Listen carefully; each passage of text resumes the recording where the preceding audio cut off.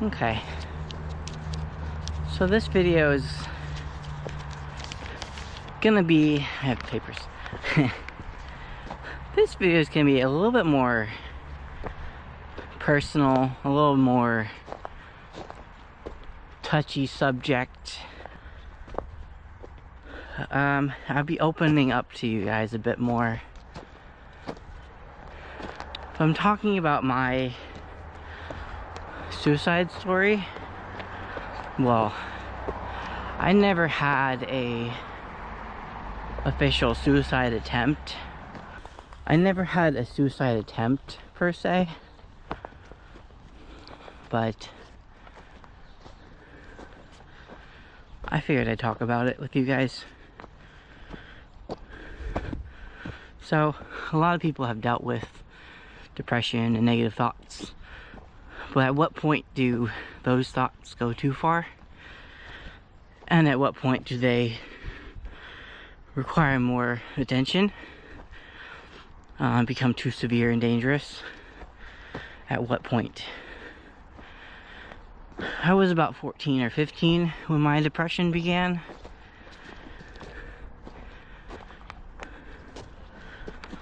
I was going through a lot at the time,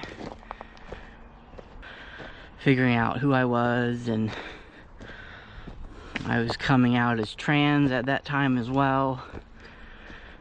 Was I a boy? Was I a girl? Ooh. Going through puberty. Yeah, going through puberty. In the wrong body. I was isolating myself. Sorry, I'm walking uphill, so I'm out of shape. But I isolated myself from my friends and my family.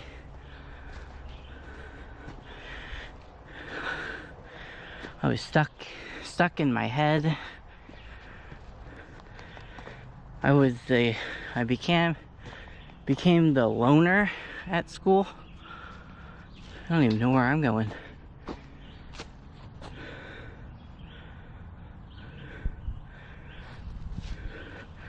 I became the loner at school.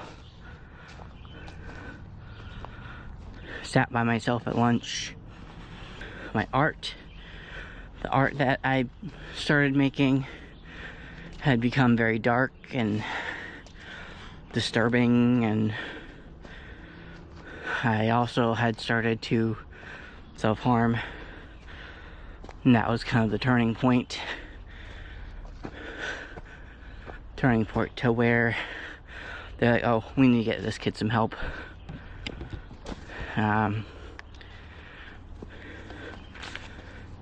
Yeah, after I started self-harming, my parents were like, yeah, you need to go and get you some help. So they got me help. I was having thoughts of like, the world would be better off without me. I wish I was never born. Hoping I don't wake up in the morning and nobody cares and stuff like that.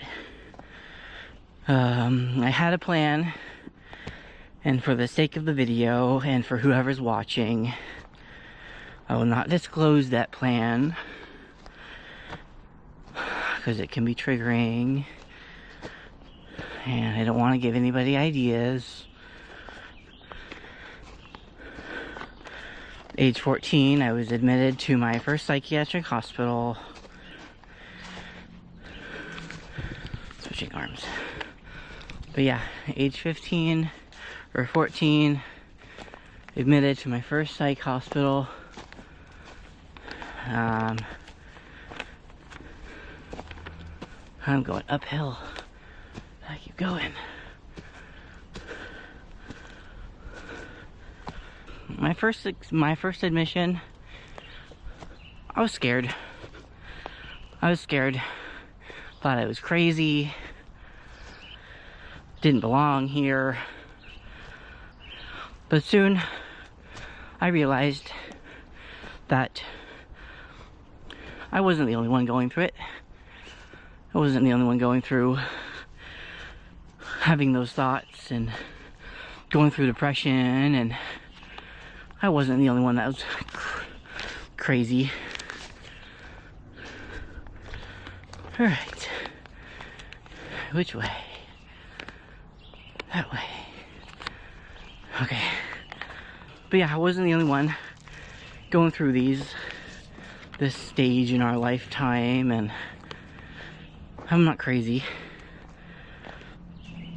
And in my inpatient stay, I met some really cool people. The staff and the patients. There it is. The tower. If anybody lives in Vermont, southern Vermont, this is the Retreat Tower. Brattleboro Retreat.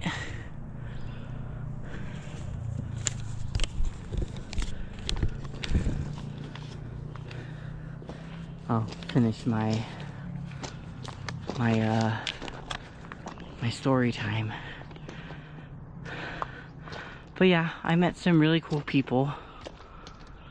I'm gonna sit down for a second.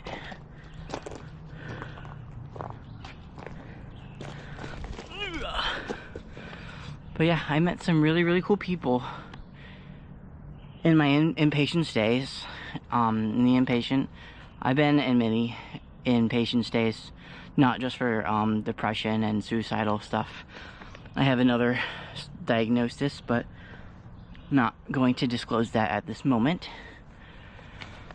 But just want to let know anybody, whoever's watching this, you just need to know that you're not alone, and it's okay to admit that you need help. Everybody needs help sometimes. I think that's the hardest part, is admitting that you need help. And I think it's the most important part, is admitting that you need help. And you're not broken. No one's broken. Now, having me gone through the stuff that I've been through and all the experience that I've had, and being able to teach from my experiences and teaching or helping others, I work in this population of kids and adolescents who are dealing with suicidal stuff, and I work in a psychiatric hospital with patients who have issues with suicidal ideations and stuff like that. So, and I'm able to use my lived experience in this field, and I'm very proud of that.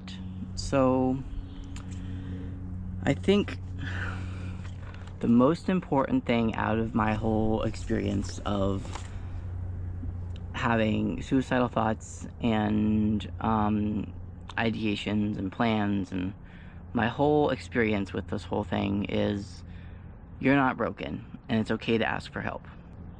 It's okay to ask for help. I know it's hard. I know it may seem like the easiest way is just to end it, but it's not. You have a life that's worth living. Just want to let you know that. You have a life that's worth living, and there's people in your life that care. They may seem like there's no one there, but there are people there. And yes, I'm gonna put, if anybody is watching this and having issues right now, I'm gonna put the suicide hotline at the end of this video, and it's free. You just call them, just talk. If you need someone to talk to, just call them and talk to them. That's what they're there for, and they'll get you services if you need services. But yeah, if I will put that in the end of the video, and I'll also put it in the description. But yeah, I hope you guys enjoyed this video. I hope you learned something, and I will see you guys another day, and stay safe, guys.